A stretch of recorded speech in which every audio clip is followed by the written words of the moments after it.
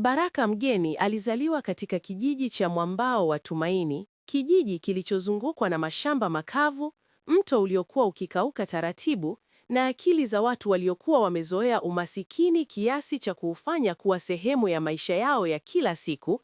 Na tangu siku alipozaliwa, ilikuwa dhahiri kuwa maisha hayangekuwa mepesi kwake, kwa sababu mguu wake wa kushoto haukuwa na nguvu kama wa kawaida. Ulikuwa dhaifu, mfupi kidogo, na ulifanya kila alipotengea achechemee, jambo ambalo lilifanya wazazi wake wahuzunike, lakini zaidi lilifanya wanakijiji waanze kumwangalia kama mzigo hata kabla hajaanza kuongea. Na alipokuwa kidogo na kuanza kutambaa, watoto wengine walicheza huku yeye akibaki pembeni, na alipofika umri wa kutembea, alihitaji fimbo ndogo ya kujisaidia, jambo lililozidi kuwapa watu sababu ya kumdharau, na maneno kama huyu hafai, huyu atakuwa ombaomba, na afadhali asizaliwe, yalisikika kwa sauti au kwa minong'ono. Na Baraka alikuwa akiyasikia bila hata kuelewa maana yake, lakini akihisi uzito wake moyoni. Na maisha yalizidi kuwa magumu baba yake alipofariki dunia akiwa Baraka bado mdogo, akimwacha mama yake Asha peke yake katika dunia isiyo na huruma.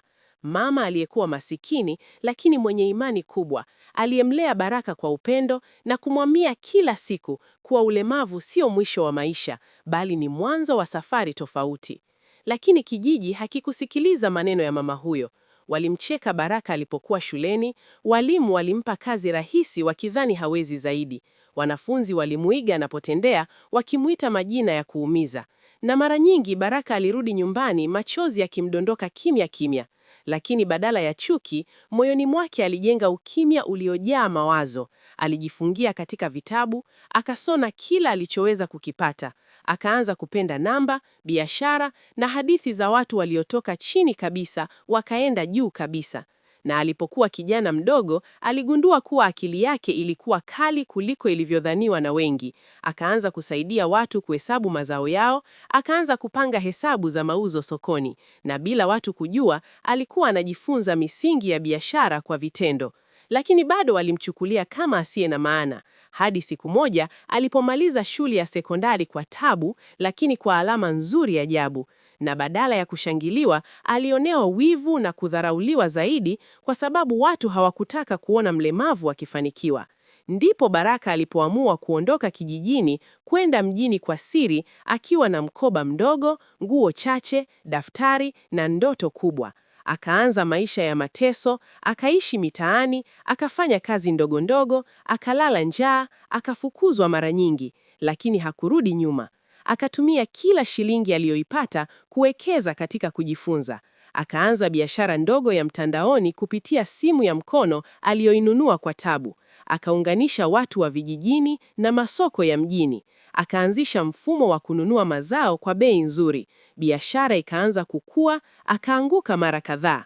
Akatapeliwa, akafilisika, akaugua, lakini kila alipoanguka, alikumbuka maneno ya mama yake na vicheko vya wanakijiji. Akainuka tena, akaanzisha kampuni kubwa ya usambazaji wa mazao. Akawekeza kwenye teknolojia, akaajiri watu wengi, akaenea hadi nchi za nje. Na kabla hajafikisha miaka 40, Baraka alikuwa bilionea. Si kwa majigambo, bali kwa vitendo. Na siku moja akaamua kurudi Mwambao wa Tumaini, sio kwa kulipiza kisasi, bali kwa kuleta mabadiliko.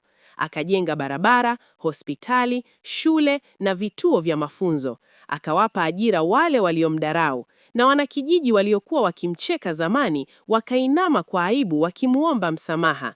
Lakini Baraka aliwasamehe. Akasimama mbele yao akiwa bado anachechemea. Akasema kwa sauti tulivu kuwa ulemavu wake haukuwa laana, bali ulikuwa zawadi iliyomfanya awe na subira, akili na nguvu ya ndani. Na kijiji kizima kikajifunza kuwa kumdharau mtu kwa sababu ya mwili wake ni dhambi kubwa. Na mama yake Asha akalia kwa furaha, akitambua kuwa maneno aliyokuwa akimwambia mwanawe tangu akiwa mdogo yalikuwa yametimia. Na Baraka akawa ushahidi hai kuwa thamani ya mtu haipimwi kwa anavyotembea, bali kwa anavyosimama moyoni. Na hadithi yake ikabaki kuwa fundisho kwa vizazi vingi kwamba aliyedharauliwa leo anaweza kuwa mkombozi wa kesho. Baraka aliporejea kijijini na kuanza miradi yake, maisha yake hayakuwa hadithi ya furaha tu bila majaribu, kwa sababu mafanikio yake yalianza kuwasha chuki mpya kwa baadhi ya watu waliokuwa hawajabadilika mioyo yao, hasa wale viongozi wa kijiji waliokuwa wamezoea kuiba michango na kutumia madaraka vibaya. Nao waliona ujio wa Baraka kama tishio. Wakaanza kupanga njama za kumchafua jina, wakisema utajiri wake umetokana na njia chafu, wengine wakadai alisahau asili yake. Lakini Baraka hakujibu kwa maneno bali kwa matendo. Akaendelea kujenga, akaanzisha mfuko wa kusaidia walemavu, akajenga kituo cha teknolojia kwa vijana, akatoa ufadhili wa masomo kwa watoto maskini, na kadri siku zilivyopita hata waliokuwa wakimchukia wakaanza kuona ukweli kuwa hakuwa amerudi kujionyesha bali kusaidia. Lakini safari ya Baraka ilimrudisha nyuma katika kumbukumbu zake za zamani. Akakumbuka siku alizokuwa akilala njaa mjini, akitembea usiku na fimbo yake, huku watu wakimkodolea macho. Akakumbuka jinsi alivyotamani siku moja awe na uwezo wa kusaidia wengine kama yeye, na ndoto hiyo ikamfanya awe mkali zaidi kazini. Akaongeza uwekezaji katika kilimo cha kisasa, akaanzisha viwanda vya kusindika mazao ili wakulima wapate faida zaidi. Uchumi wa kijiji ukabadilika, nyumba za udongo zikaanza kubadilika kuwa za matofali, watoto wakaanza kuota ndoto kubwa. Lakini bado Baraka alibeba maumivu moyoni kwa sababu mama yake alianza kuugua. Mwili wake ukadhoofika kwa sababu ya miaka mingi ya kazi ngumu na mateso. Na Baraka alikaa karibu naye kila alipopata muda, akimshika mkono na kumshukuru kwa imani aliyompa. Na siku moja Mama Asha alimwambia kwa sauti dhaifu kuwa hakuwahi kuwa na hofu juu ya maisha ya Baraka kwa sababu aliona nuru ndani yake tangu mwanzo. Na maneno hayo yakamvunja moyo Baraka kwa uchungu na furaha kwa wakati mmoja. Na muda mfupi baadaye, mama yake akafariki dunia kwa amani, jambo lililomuumiza sana Baraka kuliko dharau zote alizowahi kukutana nazo. Lakini badala ya kuvunjika, aliamua kuligeuza pigo hilo kuwa nguvu. Akajenga hospitali kubwa ya kumbukumbu ya mama yake, akaipa jina lake, na hospitali hiyo ikawa msaada mkubwa kwa watu wa eneo hilo, hasa walemavu na maskini. Na hadithi ya Baraka ikaenea zaidi ya mipaka ya nchi. Akaalikwa kuzungumza kwenye majukwaa makubwa duniani, akasimulia safari yake bila kuficha maumivu wala mafanikio. Na kila aliposema, alisisitiza kuwa jamii iliyojaa dharau inaua vipaji vingi bila kujua. Na miaka ilivyopita, Baraka hakuoa kwa haraka kwa sababu maisha yake yalikuwa safari ya kazi na huduma. Lakini baadaye alikutana na mwanamke mmoja aliyempenda kwa jinsi alivyo, si kwa utajiri wake, bali kwa moyo wake. Wakaanzisha familia ndogo iliyojaa maadili na upendo. Na watoto wake walikuwa wakimuona baba yao akitembea kwa fimbo bila aibu, wakijifunza kuwa tofauti sio udhaifu, bali ni nguvu. Na Baraka alipofikia uzee, hakuwahi kusahau alikotoka. Aliendelea kurudi mwambao wa tumaini mara kwa mara, akikaa chini ya mti wa mkuyu ule ule ambapo zamani watu walikuwa wakimdharau, sasa wakimsikiliza kwa heshima. Na kila alipoongea, aliwaambia vijana wasingoje dunia iwaheshimu kwanza ili waanze kujiamini, bali waanze kujiamini ndipo dunia ijifunze kuwaheshimu. Na alipoaga dunia miaka mingi baadaye, kijiji kizima kililia, sio kwa sababu alikuwa bilionea, bali kwa sababu alikuwa mfano hai kuwa mtu anaweza kugeuza jeraha kuwa daraja la mafanikio. Na jina la Baraka Mgeni likabaki kuishi katika mioyo ya watu kama ushahidi kuwa ulemavu hauwezi kuzuia ndoto, dharau haiwezi kuzima nuru, na hata aliyedharauliwa zaidi anaweza kuwa mwanga wa wengi ikiwa hatakata tamaa.